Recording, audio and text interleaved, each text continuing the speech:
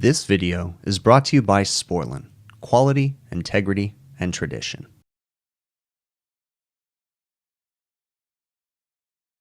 Alright, we've got a service call on an exhaust fan not working today. You can tell these exhaust fans certainly are dirty too. They haven't been cleaned in a while. I'm trying to figure out which fan it is though. They're all running. Ah, not this one right here. Open it up and the wiring looks a little silly. I flipped the switch, nothing happened. Motor spins, belt's on there, motor's not hot, it's actually cold. So we're going to actually start at the motor starters, which are actually, I believe, in this make-repair unit right here. So we're gonna open this up and see. Okay, so this is our motor starter cabinet right here. Another note is this make-repair unit's got bad bearings on the blower assembly. That's kind of a mess. That's a whole nother thing. But this is my exhaust fan right here, and we have a trip motor starter. So I turned off the switch, so I should be pretty safe resetting this. Okay? And now we got to come over here and check I don't want to turn it on yet. I want to check the exhaust fan. We're going to hinge it, check the wheel, make sure nothing's stuck in it, check the motor, all that good stuff. So up in here, the wheel spins. Doesn't look to be anything stuck in it. It's a little dirty, but not horrible. So I'm not seeing anything scary here. A quick inspection of the electrical. I mean, it doesn't look the greatest, but I don't see any shorts. I think we're pretty safe to try to fire this guy up, see what happens. Belt's a little loose, certainly. I don't like these ones that have the switches inside. I prefer them to be a switch outside. Also, let's look at these bearings.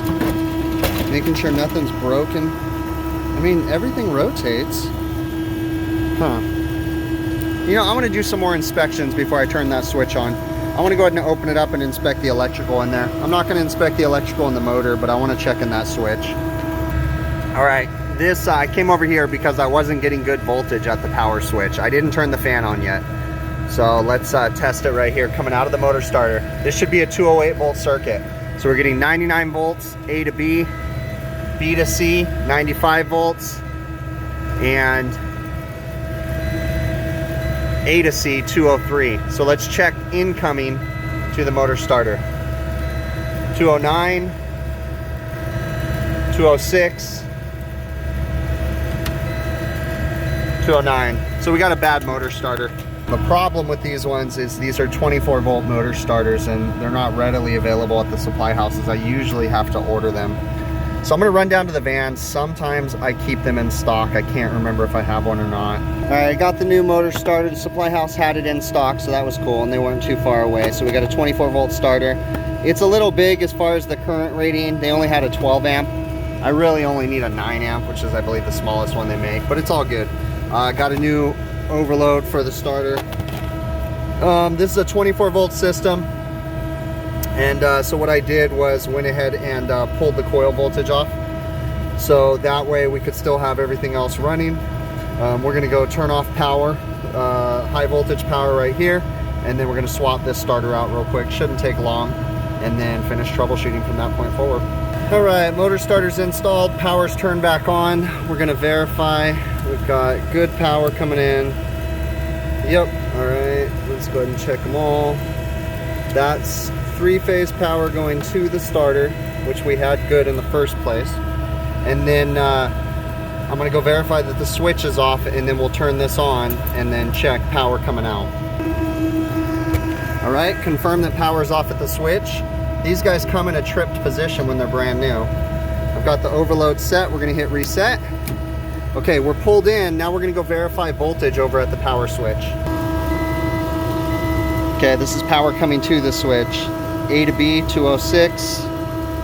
B to C, 209. A to C, 208. So we're good there. We're ready to fire this up and make sure there's no other problems. Okay, I want to steer clear because I don't know how long this has been off. Again, belt's kind of loose, but I just want to fire it up and see how it reacts first. There we go. It's running. Okay, and let's I'm gonna get in here and figure out what my current draw should be, and we're gonna go compare it. Current draw should be 3.4 amps, and we're under current draw, so we're looking good there. I'm leaning towards the only problem was the contacts in the motor starter had failed, and when it turned on, it single phased essentially, or ran high current and tripped the motor starter is my thoughts. I'm letting the fan run for a little bit to make sure there's nothing else wrong, and while I'm doing that, I'm just kind of playing with this contactor. And check this out. So I'm forcing it closed, and let's see the resistance across the contacts. Pretty high. I'm trying to get this guy apart so I can physically see inside of it. It's pretty high resistance across that contact from top to bottom. So I'm gonna try to get it apart so I can see the inside. I already got the coil out and everything. So I get a lot of people criticizing me for changing contactors as much as I do, because I try to catch contactors when they fail, you know, or when they're starting to look pitted. And I do agree that, you know, so it's hard to tell what's, you know, the final phase of a contactor and what's almost there, because pitting does happen just in normal operation too. You get black marks and burn marks and stuff in normal operation, but you know, yeah, you can do voltage drops and stuff like that, but you know, when you have these customers that don't do proper preventative maintenance and you're trying to save emergency service calls, you just got to kind of trust your gut sometimes. At least that's the way that I go with contactors. I would have loved to have changed this one before it failed. Again, the customer doesn't pay for us to come in and do voltage drop tests and different things like that. This is one though that you really can't see the inside of the points, you know. The normal air conditioning contactors, you can kind of get in there and see. These ones are kind of enclosed, but they're not totally sealed. So being that this is a 3-phase fan, you have to make sure that the phases didn't get crossed up, because it'll still run, but it won't run in the right direction. So I also verified that it's going in a clockwise rotation, and that's the way it's supposed to be on this guy. So where we're gonna go with this is the conduit is in bad shape and disassembled. This isn't a metallic conduit either. I prefer metallic conduit. So we're gonna quote or get them to let us replace the conduit, the wiring, and fix that electrical at that switch too. But other than that, that's good for now. I put a new belt on it too. The pulley can certainly be aligned too, but I really don't want to get too crazy with this right now. The pulley's a little bit off. Again, I'll bring all that stuff up to them. All right, we are back today. I got approval from the customer to go ahead and repair this conduit and fix this wiring. So we started by turning off power, and then getting this switch removed, because we're going to replace the conduit all the way up to here. And then I'm still going to utilize this cord. I'm just going to use a proper connector into the switch cover, you know, make it a little bit nicer. The ground wire is doing a whole lot of good never being hooked up. Wow, it's kind of crazy. So it's not too hard. I just demo everything. There's the old conduit. Just get all the old stuff out. The wires were twisted up really strong. And then I'm gonna go ahead and run the new conduit, get an idea where it's gonna go, and then I'll worry about hooking everything up. And then cleaning everything up in here too. And we're gonna try to adjust that. You guys can see that thing's at a pretty good angle.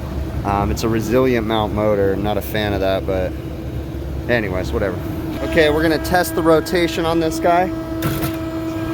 I'm still gonna play with the belt here, but the rotation is correct. Got an arrow right there. We're going the right direction. We've got plenty of slack to hinge the fan. I've still got to clean this up. I left those loose because I need to tape them up. I just wanted to check the rotation first. So we're looking good so far. We're cleaned up in here to where nothing funky's going on. Yeah, wrapping it up. So I just got to clean up some crap. And then,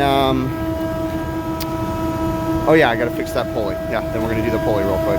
Look at how far off that was. I was able to move this pulley right here down more than 1/4 inch to line it up. So the last person that put a motor on this didn't straighten it. So I'm gonna go ahead and tension up the belt, and yeah. All right, the exhaust fan is controlled by a power switch downstairs at the hoods. Okay, that power switch runs 24 volts all the way up to that motor starter cabinet, and it pulls the motor starters in and out. The purpose of the motor starter is there to catch an overcurrent before the circuit breaker. So the motor starters, the easiest way to explain them is they're more tailored to protect the motor before a direct short, but they're looking for an overcurrent. So let's say that a towel or the exhaust fan's really dirty or something like that is slowing it down, and the motor's just ever so slightly to go over overcurrent. Now, each different motor, it's really kind of confusing to figure out how to set the overcurrent protection device. There's lots of rules of thumb, 10%, 15%, using the SFA. Like, there's so many different rules of thumb as to where to go to set the overcurrent. I suggest leaning on the manufacturer of the motor, asking them how you should set overcurrent. I've heard things from some motor manufacturers that it just can get really confusing. So you always want to lean on the motor manufacturers and or the equipment manufacturers to figure out where to set the overcurrent on the motors, okay?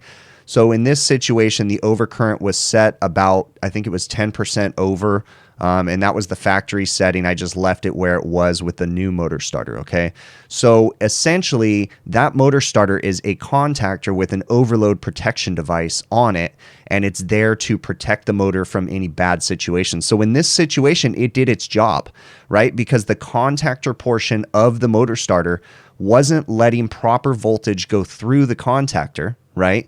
And therefore, when the voltage went down, the current went up, okay? And the motor starter's overcurrent protection device said, hey, there's a problem here, and it shut down the motor before it burnt the motor up, okay? That's the whole purpose of a motor starter. A circuit breaker is designed to protect your wiring, while the motor starter is designed to protect your motor, okay? It's not too difficult. So motor starters fail. Okay. Now, the way that I like to look at this, what happens? Okay. So this particular motor starter, every one of these exhaust fans, they don't have individual switches. They have the same switch. Okay. One power switch down at the hood panels. They turn it on and off 2 times a day, right? They turn it on once, off once, every single day for, those are original from 2004. So the duty cycle on these things, I mean, I'm sure they've gotten their monies out of those. But the real question is, if that motor starter failed, are the other ones going to fail too? Okay. Of course, I brought that up to the customer, and they don't really want to do anything about it yet. Okay. Again, they're not doing preventative maintenances right now, and I'm not blaming them for that. But these are the things that you got to think about. You know, as I was editing this video, I'm looking at all those other starters, and I'm like, man, you know what? Those are going to fail tomorrow too. So in this situation, what I'm actually going to do is I'm going to go ahead and stock up on those motor starters, because I know that the other ones are going to start failing. And I was lucky this time. Most of the time, my supply house doesn't have the 24 volt starters. I also want to point something else out. These are a starter overload combination, okay? So you can use just the contactor portion. You do want to use them in conjunction with the same brand because of the way that they clip together.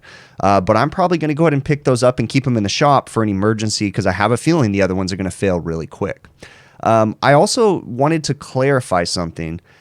When I was talking about how I didn't get the right starter assembly from the supply house, what I actually meant, and I said that the current was 12 amps and it more or less just needed a 9 amp. What I meant by that was the contact rating on the contactor, okay? So you can buy different current ratings on the contactor. So normally I buy motor starters for these small 3-phase fans that can handle up to 9 amps because they run about 3 to 4 amps normally, okay? So I usually get a 9 amp contactor. In this situation, they only had a 12 amp contactor. There's nothing wrong with going over on the current. It just basically gives you more meat for the contact point, you know, where they make connection where the voltage passes through, okay? I wasn't oversizing the overcurrent protection device. The overcurrent protection device, the overload section, was a 4 to 6 amp, okay? So this one was the right overcurrent protection. It was just the contact rating on the contactor portion, okay? So really, really appreciate you guys watching till the end. This is awesome. It's very humbling. If you haven't already, please check out my website, hvacrvideos.com. We got lots of cool merch on there. These hoodies right there are available, all different sizes. We have women's shirts, men's shirts. We have 2 men's shirts. We have the flag. Actually, we have 2 men and women. No, The women's shirts is only in the flag design. We have men's shirts in the big picture design and the flag design. Hats, beanies, all that good stuff. It really does help to support the channel, okay? Remember that I do live streams Monday evening, 5 p.m. Pacific on YouTube, and then I also go live on the HVAC Overtime channel Friday evenings with my buddies, about 6:05 p.m. over on the HVAC Overtime channel, okay? I really, really appreciate you guys. We'll catch you on the next one.